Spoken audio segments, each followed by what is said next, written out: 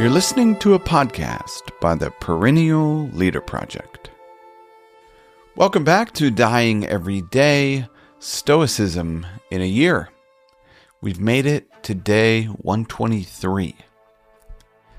Imagine a standing stripped of wealth, cast into exile, or even facing death itself. The Roman statesman Cicero asked, "What can fortune truly take from you?" His answer? Nothing essential if your integrity remains whole. He begins with first principles. Quote, "To live wisely is to live according to nature and reason." Close quote. For Cicero, wisdom is not knowledge alone, but harmony with nature.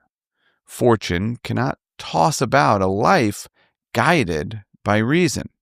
He adds, quote, "If a person has trained themselves to value virtue above pleasure and principle above popularity, they will not be disturbed by adversity."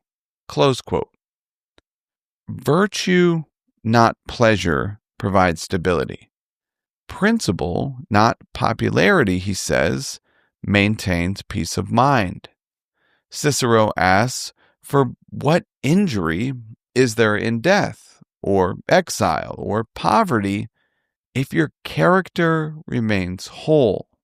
Finally, he concludes, quote, "The good life is not measured by years, but by integrity.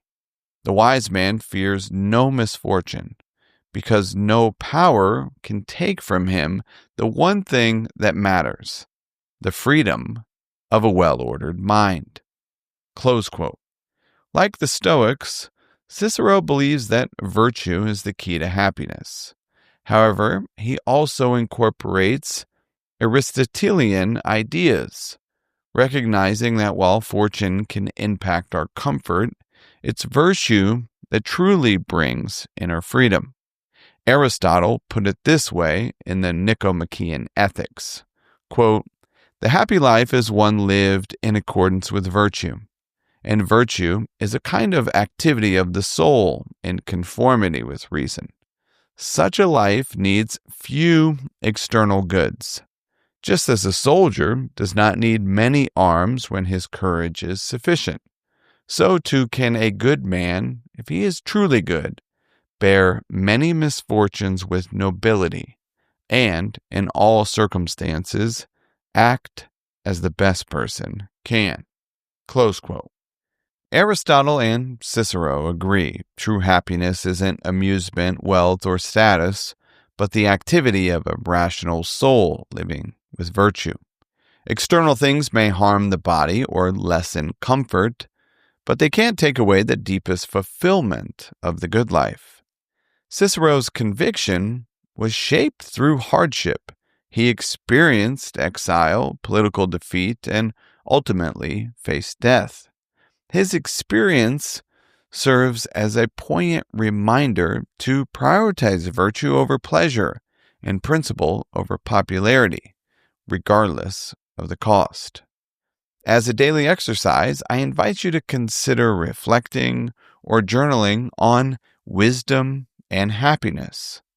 Cicero, Aristotle, and the Stoics all say virtue brings stability. You could ask yourself, what single act of virtue could you practice today that no turn of fortune could take away from you?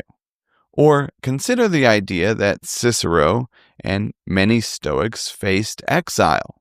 How can their perspectives help you to view your own struggles in a broader context?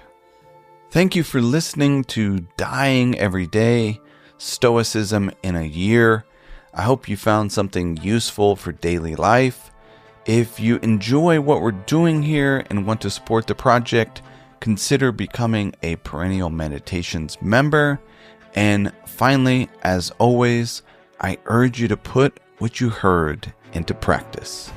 Until next time, be wise and be well.